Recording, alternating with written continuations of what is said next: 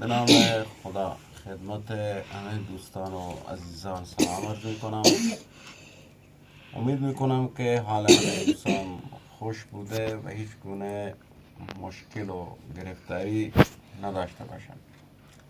دوستان بزرگوار، من چندین بار در مورد قیچک یا سروز در مورد کوکش توضیح دادم، ولی الان باز دوستان درخواست کردند که مجدد شما کوک قیچک رو به زبان فارسی توضیح بده. دوستان محترم، بعضی از دوستان سوال میکنن قیچک ما چه قیچک باشه، پاکستانی باشه یا ساخت داخل باشه. از نظر ساختار تمام سازا یکی هستن، چه پاکستانی باشه چه قیچک داخلی باشه، همه سازا یکی هستن. فقط چیزی که مهمه در قیچک سیم بستن، قبلا توضیح دادیم، خرک گذاشتن، پوست که پوست آهو از بقیه پوسا بهتر جواب میده، نه که بقیه پوسا جواب نمیدن، میدن ولی آهو بهتره.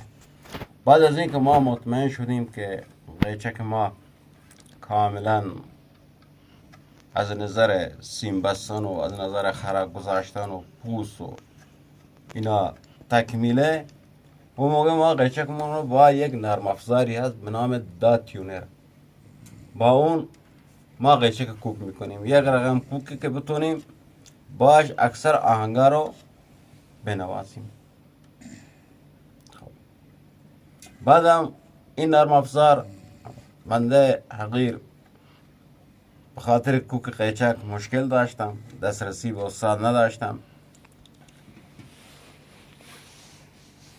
با 7 ماه 8 ماه که زحمت کشیدم شبانه روز کوک قیچک رو با نرم افزار من در آوردم. خب الان قبلا توضیح دادیم این سیم اول ما زبان گفتیم روی جی باشه، جی انگلیسی. تیپ ما روی دی باشه، بام ما روی دی باشه اما پایین. کوک بالای این نصف که تیپ بالای این نصف تیپ میشه، زیر صدای ولی با تیپ یک صدا میده. بعد سیم اول ما این روده ما هم با میشه جی. سیم اول یک این میشه روی ب، دو میشه روی آ، سه میشه روی جی با زبان، چهار ما میشه اف، پنج ما میشه ای، شش ما میشه سی.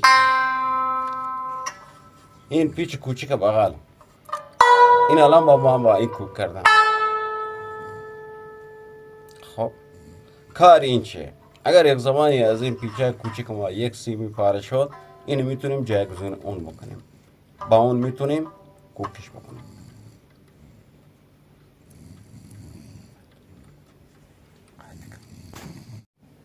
خب همانطوری که توضیح دادیم که کوک ما وقتی که از کوک مطمئن شدیم، بعد قیچک ما این صدا رو بدیم، یک صدای سنتوری میده. خب حالا ما از کجا مثلا بفهمیم قیچک ما کوکه؟ انگشت میذاریم جای نوت،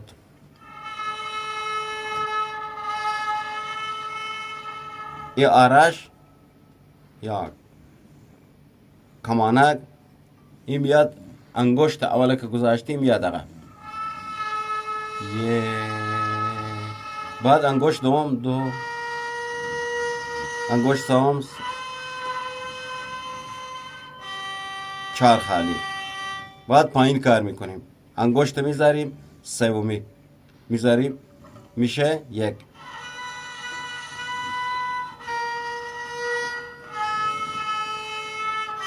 اینجا هم انگشت گذاشتیم آرش میاد عقب.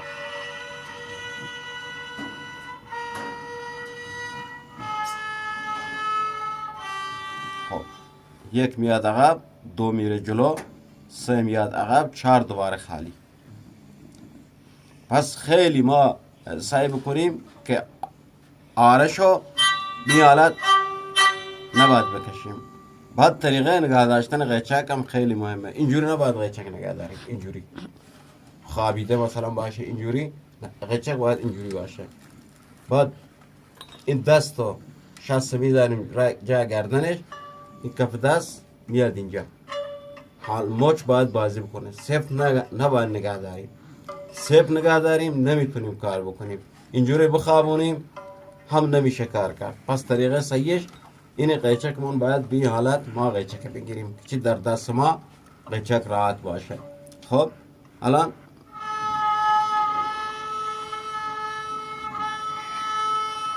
وقتی که قیچک شما کوک باشه، انگشت کو جای نوت بذارید، آواز صدای سازتون در میاد. الان اینجا نیست، اینجا هم نیست، اینجا هم نیست.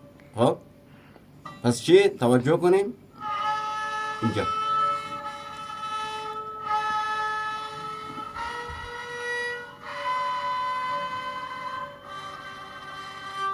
الان ما یواش، چون آموزشی یواش میکشم به خاطر اینکه دوستان متوجه بشن.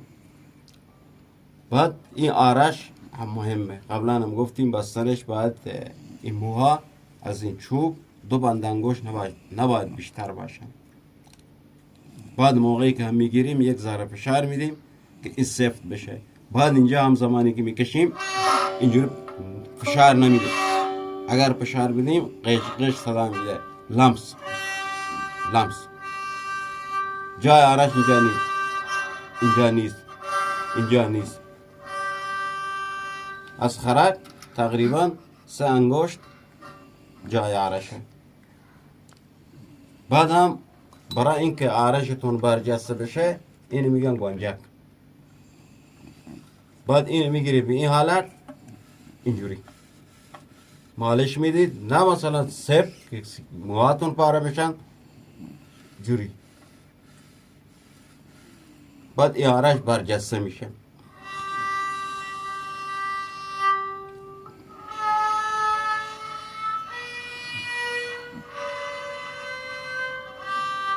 دوستانی که میخوان کار بکنن اول همین الفبای موسیقی 1 2 3 رفت و برگشت روی یک سیم کار بکنن تا در آینده انشالله قسمت دومش آموزش میدیم. بعد انشالله از بم هم آموزش میدیم. امید میکنم که این کلیپ مورد پسند قرار بگیره. دوستان همه هنرمندان، فرید بلوچ از شهرستان سلام.